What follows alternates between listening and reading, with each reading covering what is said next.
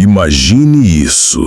Você acorda em um quarto vazio, sem janelas, sem portas, sem qualquer vestígio de onde veio ou como chegou até ali. O silêncio é tão absoluto que parece pulsar dentro da sua cabeça, ecoando cada batida do seu coração. Você tenta lembrar-se de quem é, mas as memórias se esvaem como areia entre os dedos. Tudo o que resta é uma sensação estranha, familiar e ao mesmo tempo completamente desconhecida, de que algo está faltando, algo essencial. E então, de repente, surge um sonho. Não um sonho comum, como aqueles que se desfazem ao amanhecer, mas uma visão vívida, repleta de símbolos antigos, figuras sombrias e paisagens impossíveis. Nesse momento você sente: esse sonho não vem de fora, ele brota de dentro de você. Mas por quê? Por que agora? E o que ele quer lhe dizer?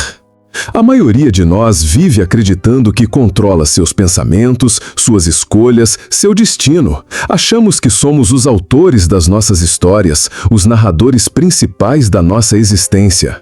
Mas e se houver outra voz escrevendo partes que nunca lemos? Uma voz que emerge à noite, quando adormecemos e abrimos a porta para um reino que mal compreendemos?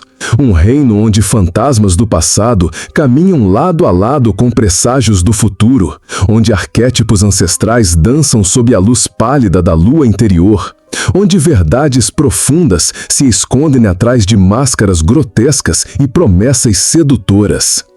Carl Jung sabia disso. Ele viu, estudou e nomeou essa força oculta como o inconsciente coletivo, um oceano subterrâneo compartilhado por todos os seres humanos, habitado por criaturas simbólicas que carregam o peso da história humana.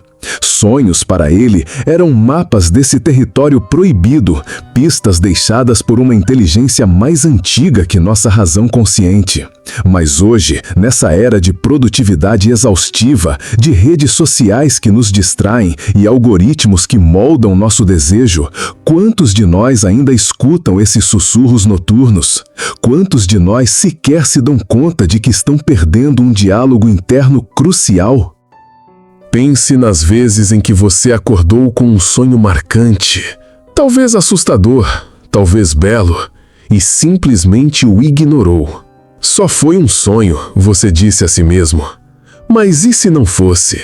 E se cada um desses sonhos contivesse uma mensagem codificada, uma lição urgente, um aviso que seu eu mais profundo tenta entregar? E se a resposta para perguntas que você nem sabe que tem estiver dormindo dentro de você, esperando que alguém tenha coragem de escutar? A ironia é cruel. Enquanto a ciência avança, mapeando genes, explorando planetas distantes e decifrando os segredos do universo, continuamos cegos diante do cosmos que carregamos dentro.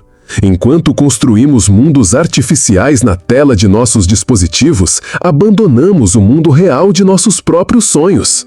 E assim, seguimos andando às cegas, guiados por impulsos que não entendemos, medos que não reconhecemos e desejos que nunca examinamos. Jung via isso como uma tragédia moderna. Para ele, a perda do contato com o inconsciente não era apenas uma questão psicológica, mas uma crise espiritual.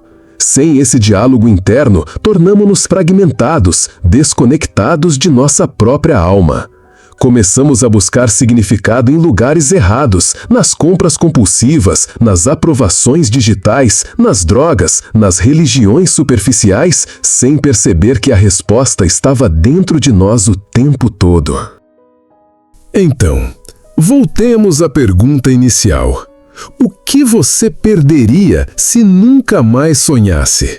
Seria apenas a ausência de imagens aleatórias durante o sono? Ou seria a perda de uma conexão vital com o que há de mais verdadeiro em você? Se os sonhos são as cartas que seu inconsciente envia ao seu eu desperto, o que acontece quando você deixa de ler essas mensagens? Talvez você já esteja vivendo essa resposta.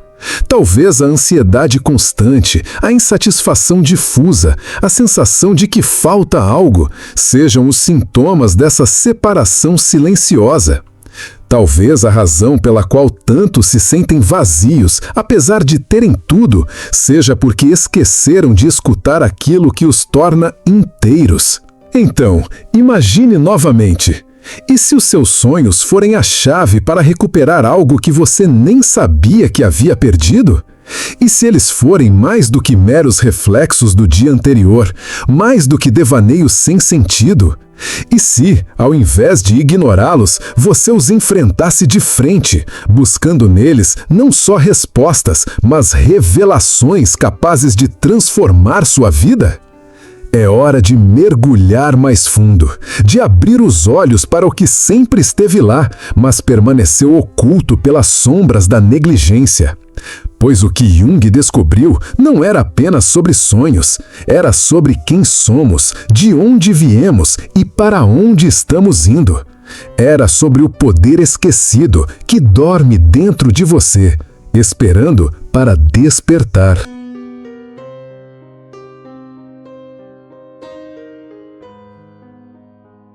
Você já se perguntou por quê, mesmo cercado de confortos materiais e conquistas tangíveis, ainda sente um vazio que nada parece preencher? Por que, em meio ao fluxo contínuo de notificações, tarefas e interações superficiais, você se pergunta se está realmente vivendo ou apenas existindo? Essa lacuna não é casual. É o sintoma de uma amnésia coletiva, um esquecimento profundo do que somos e de onde viemos. Carl Jung chamava isso de esquecimento do sonho, mas era mais do que a negligência dos conteúdos oníricos. Era a desconexão com o próprio substrato simbólico da alma humana. Para ele, os sonhos eram fragmentos de uma linguagem ancestral, falada antes das palavras, antes da escrita, antes mesmo da consciência racional dominar a mente ocidental. Quando deixamos de escutar essa voz, tornamo-nos estranhos a nós mesmos, exilados dentro da própria psique. Mas como chegamos até aqui? Como perdemos contato com o que era essencial à nossa natureza? A resposta reside em séculos de transformação cultural e filosófica.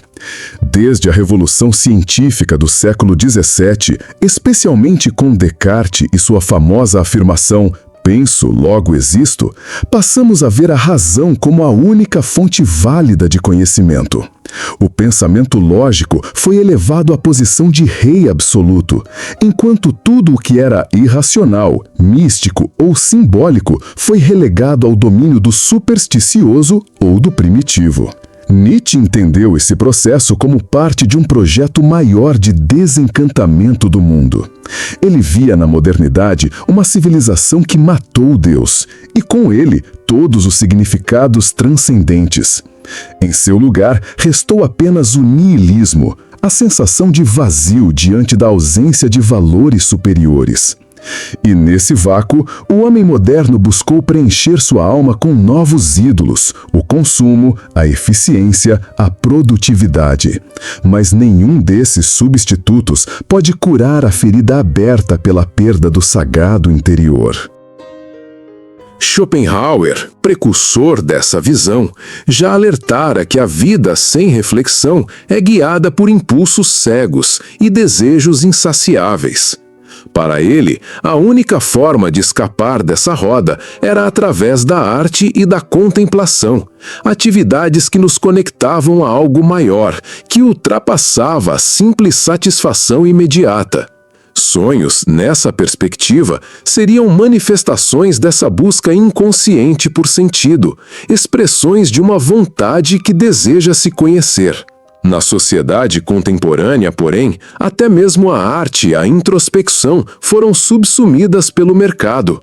Tornaram-se produtos consumíveis, experiências pré-embutidas em algoritmos que ditam o que devemos sentir, pensar ou comprar. Até nossos momentos de silêncio são invadidos por telas que nos distraem de olhar para dentro. Nesse contexto, o sonho perdeu seu espaço ritual. Foi banido do centro do nosso universo interior e confinado às margens do sono, tratado como um resíduo inútil da atividade cerebral.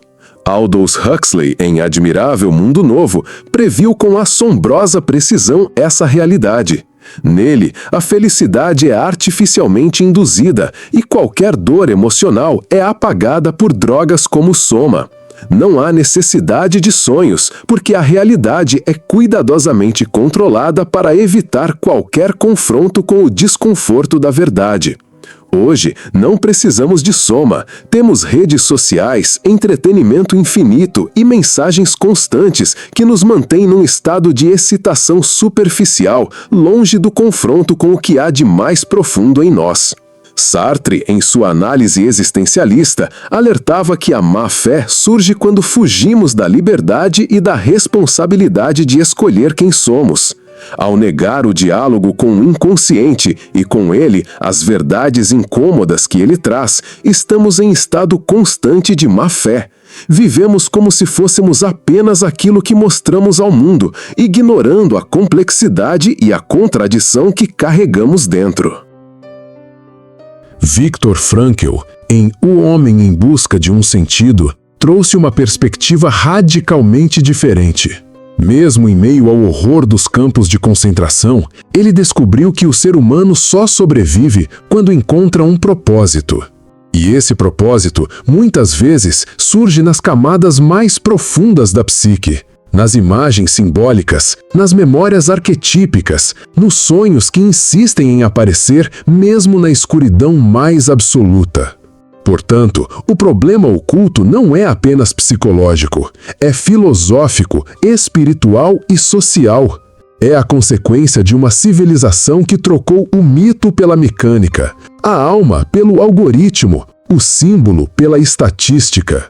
E nesse processo, perdemos a capacidade de interpretar os sinais que vinham de dentro, aqueles que poderiam nos guiar, nos transformar, nos revelar. Mas talvez o pior de tudo seja isso. Ao perder o contato com o inconsciente, perdemos também a capacidade de sonhar acordados, não apenas dormindo, mas na vigília. Perdemos a imaginação criativa, a intuição profunda, a conexão com o potencial não realizado que habita cada um de nós. Tornamo-nos meros agentes do presente, incapazes de vislumbrar futuros alternativos, tanto pessoais quanto coletivos. Então, o que resta é a repetição. Acordamos, trabalhamos, comemos, dormimos, repetimos. Sem surpresa, sem mistério, sem despertar. Os sonhos continuam vindo, teimosos, persistentes, tentando nos alcançar. Mas quantos de nós estão dispostos a ouvir?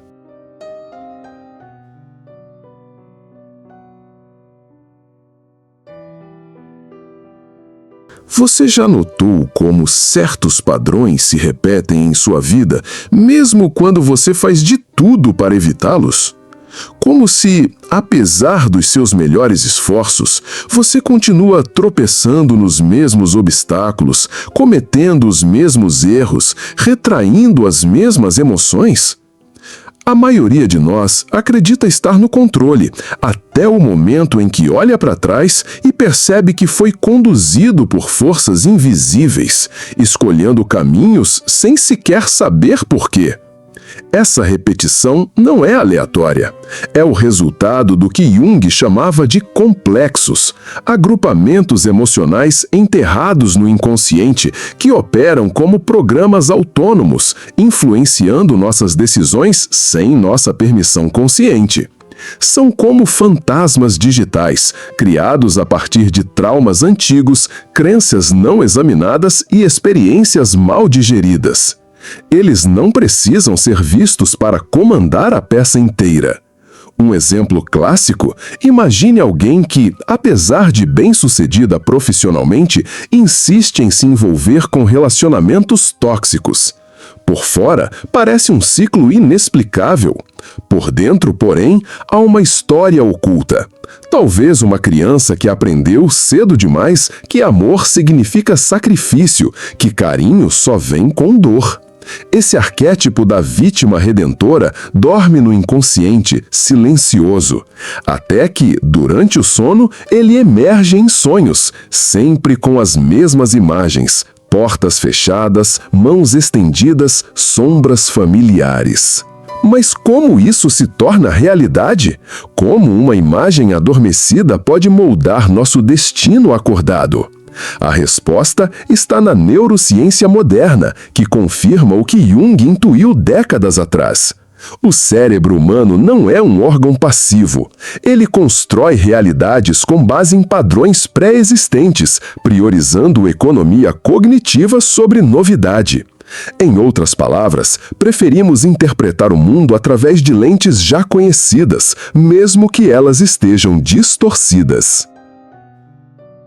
Isso explica o poder dos vieses cognitivos.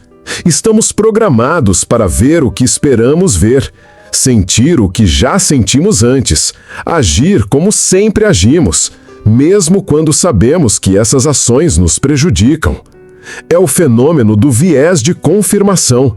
Procuramos evidências que sustentam nossas crenças, ignorando ou rejeitando aquelas que as desafiam. E onde nascem essas crenças?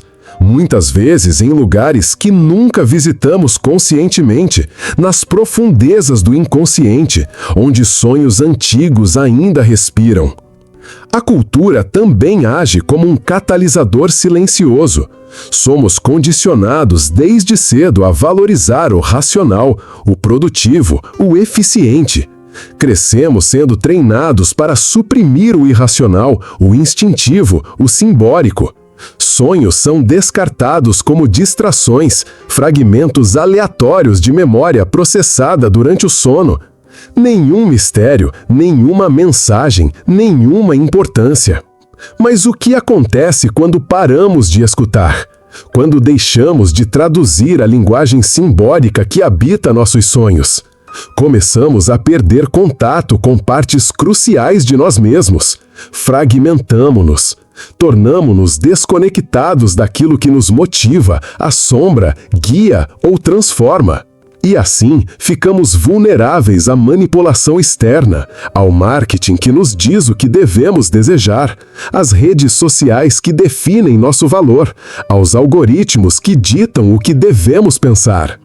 É por isso que tantos se sentem vazios, mesmo cercados de sucesso. Não falta dinheiro, status ou conquistas, falta significado. E significado não se compra. Ele se encontra no confronto com o próprio interior, na coragem de olhar para aquilo que nos assusta, nos confunde, nos fascina. É exatamente aí que os sonhos querem nos levar. Considere o caso de um homem que, por anos, sofre de ansiedade sem entender sua origem. Ele tenta medicação, terapia, mudanças de estilo de vida, mas nada parece resolver. Até que, certo dia, ele começa a registrar seus sonhos.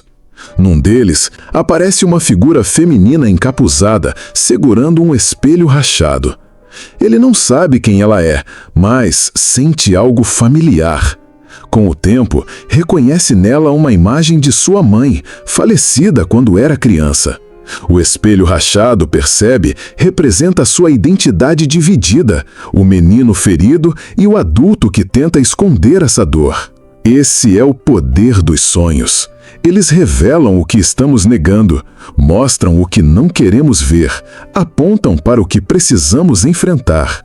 Mas, enquanto a sociedade continua incentivando o oposto, a evasão, a distração, a negação, muitos continuarão presos num ciclo interminável de conflito interno, sem jamais compreender a verdadeira fonte de seu sofrimento. E o pior é que esse problema não afeta apenas indivíduos, afeta culturas, movimentos, até civilizações inteiras. Quando uma sociedade abandona o diálogo com o inconsciente, ela começa a projetar suas sombras coletivas no mundo exterior. Passa a buscar inimigos onde há apenas reflexos, a declarar guerras onde deveria haver autoexame, a punir onde deveria haver cura. Portanto, a consequência mais invisível de todas não é a solidão, nem a ansiedade, nem mesmo a depressão. É a perda da capacidade de crescer, de evoluir, de transcender. Quando não escutamos nossos sonhos, perdemos o mapa que poderia nos guiar rumo a uma vida mais plena, mais integrada, mais verdadeira.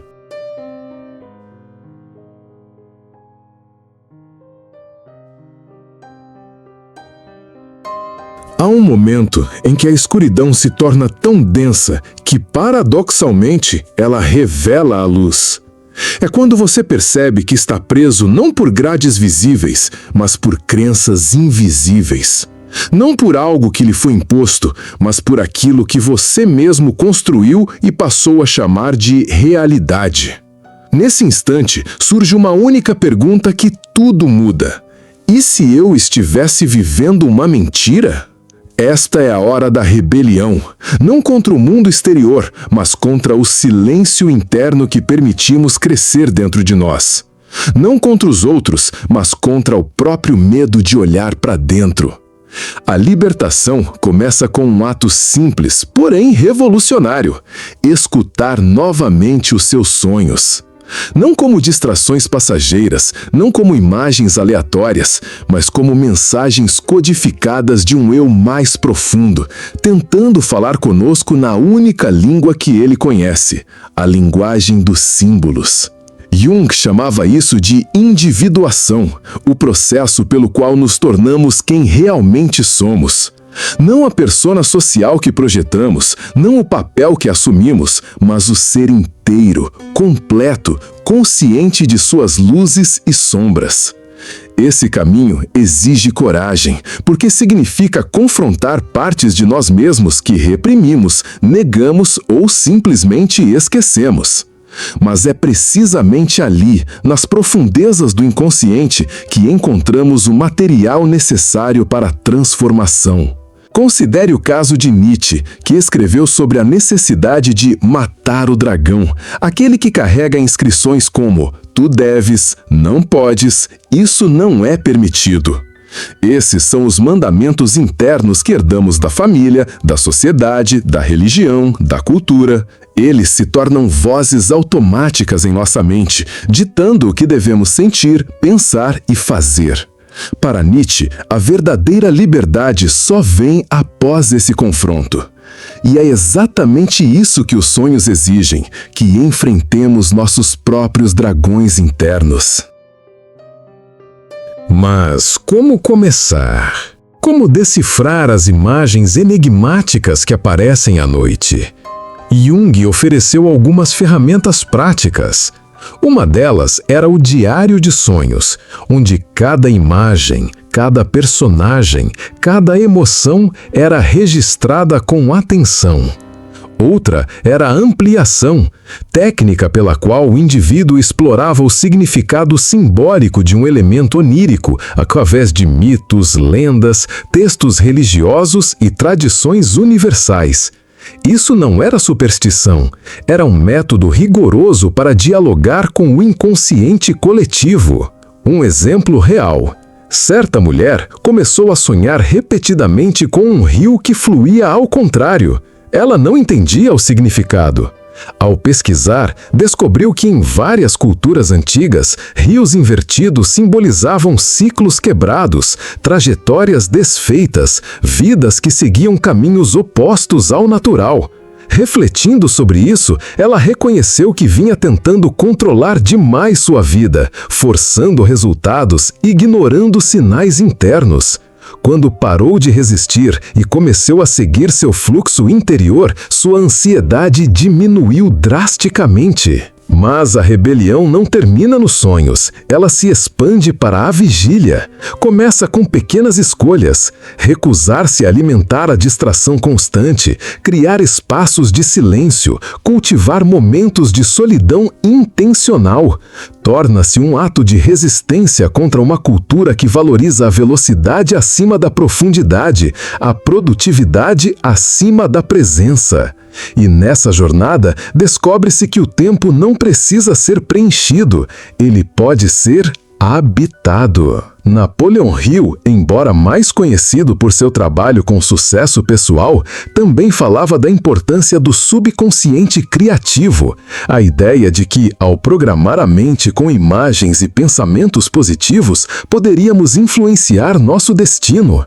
Sua abordagem era diferente de Jung, mas convergente em um ponto essencial. A mente inconsciente é um campo fértil e o que plantarmos nele determinará o que colheremos em nossa realidade.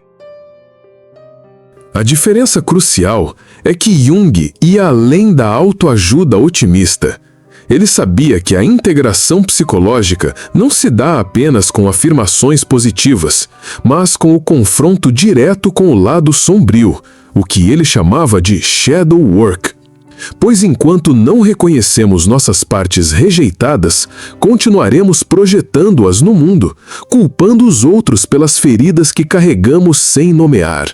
Isso exige uma mudança radical de perspectiva.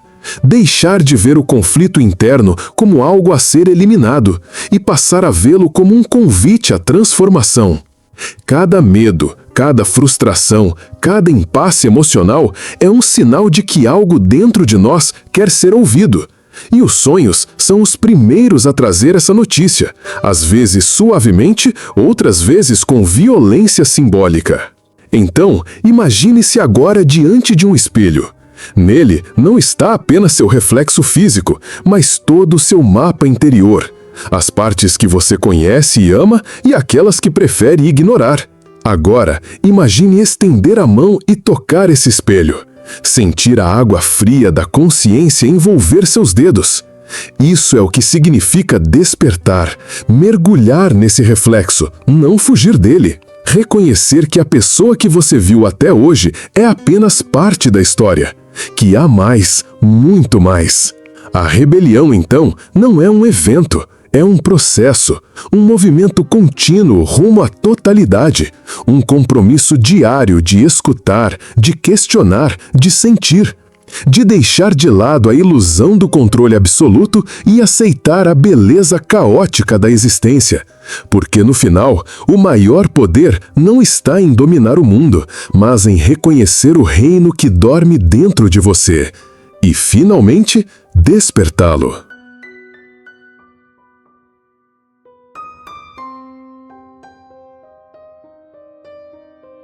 Há um instante, raro, fugaz e imutável, em que todas as peças se encaixam.